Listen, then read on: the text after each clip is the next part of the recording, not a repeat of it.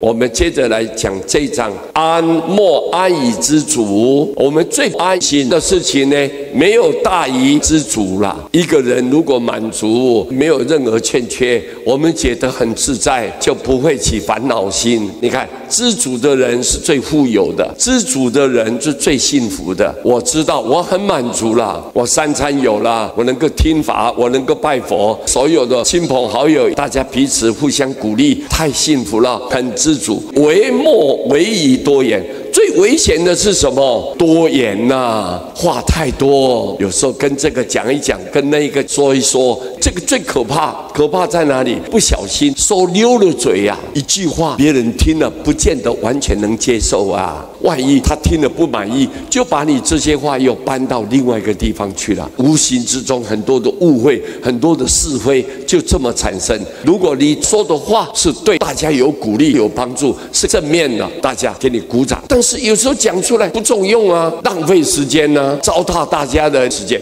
那就很不好了。所以最危险的是多言。利莫利其舍，我们最大的利益在哪里？就欢喜施舍，能够帮助众生，在最可怜、最需要的时候，我们能够伸以援手，发挥悲悯心、同情心。对，佛陀都是以众生为重，众生最需要的，你能够在第一个时间就协助他、关心他、帮助他，那个施舍就是最大的利益。你自己本身的福报增长，又能够广结善缘，生生世世不会堕落在恶道，就是因为你有施舍的行为，非常欢喜的去施舍。乐莫乐以念佛啊，最快乐的事情是什么？就是念佛。为什么啊？原来我一念佛，佛要救我。哎呀，原来是这样，这对我们未来有一个非常安全的保障。我绝对不会到恶道去，不会再轮回，不会再受苦，不会受生受死。所以最大的快乐就在念佛。我一念佛，我就跟佛啊心心相印，顺从佛的本愿，佛一定不放弃你，